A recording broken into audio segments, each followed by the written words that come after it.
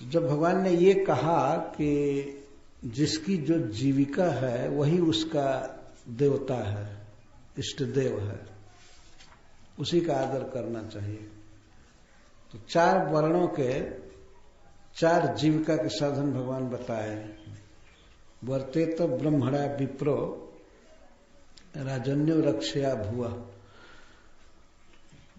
ब्राह्मण को चाहिए, ब्राह्मण की जीविका है वेद, वेद शास्त्र पढ़ना, पढ़ाना, यज्ञ करना, कराना, दान देना, दान लेना, 6 कर्म है ब्राह्मणों। तो भगवान कहे कि ब्राह्मण के लिए जीविका है वेद शास्त्र, तो इसीलिए उसका इष्ट देव है वेद। और क्षत्रिय के लिए जीविका का साधन है पृथ्वी की रक्षा, शासन, उसके लिए पृथ्वी ही देवता है। और शूद्र के लिए भगवान ने कहा, वैश्य के लिए कहा वार्ता, वार्ता का अर्थ है व्यापार, व्यापार उसकी जीविका है, इसीलिए व्यापार ही उसका इष्ट देव है। और शूद्र के लिए 3 वर्णों की सेवा करना, सर्विस करना, और इसी से उसकी जीविका चलती है, तो यही उसका देवता है, सेवा करना। चूंकि भगवान वैश्य में वर्तमान है इस समय, जन्म तो क्षत्रिय में हुआ भगवान का, भगवान कृष्ण का। वसुदेव जी क्षत्रिय है, महाराज जजाति के वंश में जदु महाराज हुए, तो जदु महाराज क्षत्रिय है। परंतु जजाति महाराज ने शाप दे दिया जदु को। जब जजाति महाराज जवानी मांगे अपने पुत्रों से, तो ये लोग जवानी नहीं दिए। सबसे बड़े पुत्र थे जदु महाराज, तो सबसे पहले मांग किया जजाति महाराज ने अपने बड़े पुत्र से कि बेटा अपनी जवानी दे दो और मेरी बुढ़ापा ले लो, कुछ काल तक मैं विषयों का भोग करना चाहता हूं। जद्दू महाराज ने नकार दिया, अगर नहीं, मैं अगर बूढ़ा हो जाऊंगा तो भगवान के मंदिर को धोना, पूजा करना नहीं कर पाऊंगा। तो जो नहीं दिए तो भक्ति करने के लिए, हम बूढ़ा नहीं होना चाहते हैं। और उनके 5 पुत्र थे जदू महाराज को लेकर के, 3 पुत्रों से फिर पूछे बीच वाले से, वो लोग भी नकार दिए, नहीं देंगे। चौथे पुत्र ने जवानी दिया, जिनका नाम है पुरु। पुरु महाराज ने जवानी दिया जजाति महाराज को, तो बहुत प्रसन्न हुए और समस्त भूमंडल का राज्य उन्होंने पुरु को दिया। बाद में 1000 वर्षों के बाद समस्त भूमंडल का राज दिया, और जदु को, तुर्वसु, अनुद्रोही 4 को इनके अधीन किया। ये लोग राजा नहीं बने। इसीलिए जदु महाराज के संतान को राजपूत नहीं कहते हैं, वास्तव में राजपूत, राजा के ही लड़के हैं, लेकिन जब अपने पूर्वज ने ही उनको शाप दिया कि तुम लोग क्षत्रिय होते हुए भी राजपुत्र नहीं बनोगे। तो भगवान का जन्म जदु महाराज के वंश में हुआ था। वसुदेव जी के पुत्र बने भगवान, लेकिन जन्म मथुरा में हुआ, और भगवान ने विशेष रूप से लीला करने के लिए ब्रज में चुपके से चले आए। वसुदेव जी ही पहुंचाए भगवान को आधी रात के समय। तो अब ये गोप मंडली थी जो वास्तव में वैश्य जाति की, तो इसमें भगवान पले हैं, अथवा मीटिंग जो हो रही है वैश्यों की मीटिंग हो रही थी। विषा धन को कहते हैं, भूमि को विषा धन। तो वैश्य का अर्थ होता है विषा से जिनका संपर्क है, कृषि करना, व्यापार करना, गायों की रक्षा, जैसा भगवान स्वयं कह रहे हैं। तो भगवान बताए कि वैश्य की जीविका है कृषि, वाणिज्य और गोरक्षा। इसमें यहां से बता रहे हैं कृषि वाणिज्य गोरक्षा कुसीदम तो युज्यते स्वस्य वैश्यत्वाद उक्तामपि वैश्यवार्ताम विशिष्याः कृषिति।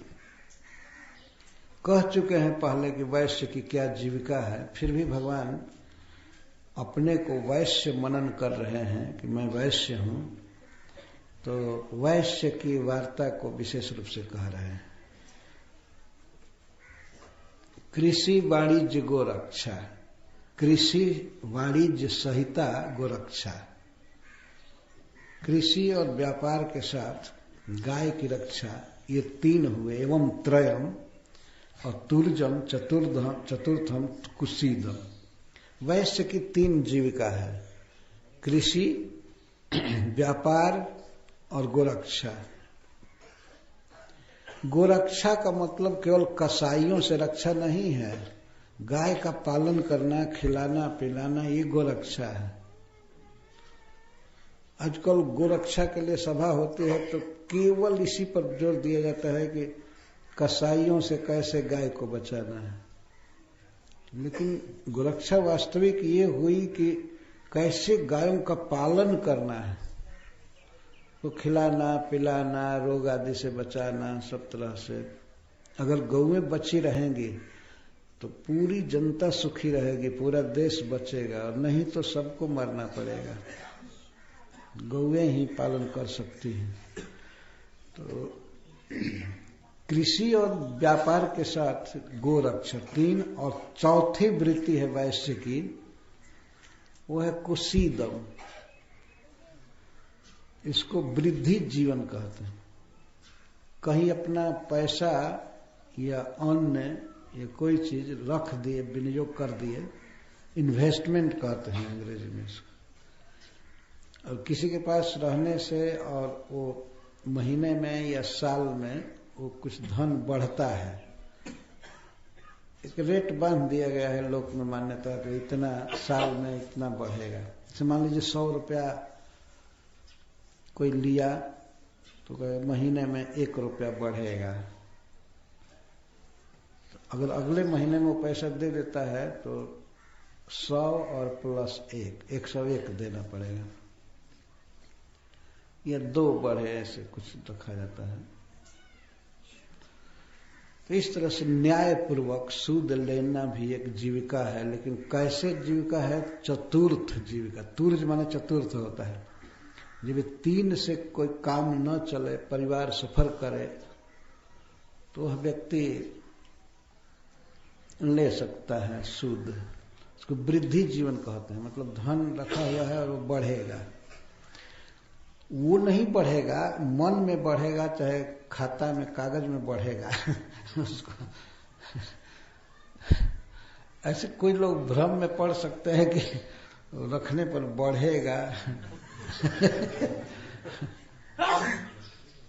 संस्कृत में वृद्धि जीविका कहते हैं, और कुसीद भी कहते हैं उसको। तत्र तो भगवान कहते हैं कि 4 वार्ता है, 4 जीविका है वैश्यों की, कृषि, वाणिज्य, गोरक्षा और वृद्धि जीवन। तो इन चारों में वयम गोवृत्तयो निशम, हम लोग गोवृत्तय, गोवृत्ति हैं, गायों से जी रहे हैं। भगवान कहते हैं कि हम लोग गायों से जी रहे हैं, गायों का पालन करते हैं, चराते हैं, खिलाते हैं, पिलाते हैं, और गौएं दूध देती हैं, घी देती हैं, तो उसी से हम लोग परिवार पोष रहे हैं, चलाते हैं। क्या भगवान का प्रेम है ब्रजवासियों से। वे ब्रजवासियों में अपने को सम्मिलित करके कहते हैं वयम, हम लोग। वैश्यों में भी, वैश्यों की वार्ता में भी हम लोगों की वार्ता, हमारी जीविका केवल गो है, गौएं हैं। और अनिशम, निशा का अर्थ होता है विश्राम या रात, अनिशम का अर्थ हुआ निरंतर, निरंतर। जैसे आप देखते हैं दिन में ऑफिस खुलते हैं, काम धंधा होता है, लेकिन रात के समय तो बंद हो जाता है। रात को निशा कहते हैं। तो यहाँ अनिशम का अर्थ है कि जिसमें रात नहीं होती, अर्थात काम बंद नहीं होता। हरि बोल, सावधान रहिए। इस तरह से अभी निशा करने लगे। अनिशम का अर्थ है निरंतर। इसका मतलब है कि हम लोगों की गाय के अलावा और कोई जीविका नहीं है। यद्यपि हमारी जीविका और भी तरह से हो सकती है, कृषि, वाणिज्य और सूद लेना, लेकिन भगवान कहते हैं कि वयम गोवृत्तो अनिशम। और आपत्काल में भी, संकट काल में भी हम लोग खेती नहीं कर पाते हैं, व्यापार नहीं करते हैं और सूद नहीं लेते हैं। तो सब समय केवल गाय ही जीविका है हमारी। गायों से ही हम लोग जी रहे हैं और कोई सहारा हम लोगों का नहीं। भगवान ये कह रहे हैं, हम लोगों का सहारा केवल गौएं हैं।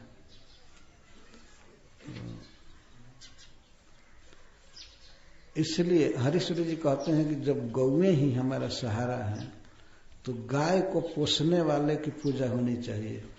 गाय का वर्धन जो करे, बढ़ावे, उसकी पूजा करनी चाहिए। तो इसी से भगवान ने कहा गोवर्धन, गाय का जो पोषण करे, बढ़ावे, उसकी पूजा करेंगे। पर्वत का नाम ही है गोवर्धन। तो गौओं को बढ़ावा देता है, उस पर गौएं चरती हैं, पानी पीती हैं, सुखी रहती हैं। गोवर्धन इसीलिए नाम है उनका, ऐसे नहीं बिना सोचे समझे नाम दे दिए गए। गोवर्धन, गाय को पोषने वाला, बढ़ाने वाला। वर्धन का अर्थ होता है सुख, सुख देने वाला, पोषने वाला। गोवर्धन। तो भगवान उसी पॉइंट पर आ रहे हैं कि हम लोग की जीविका गाय है, तो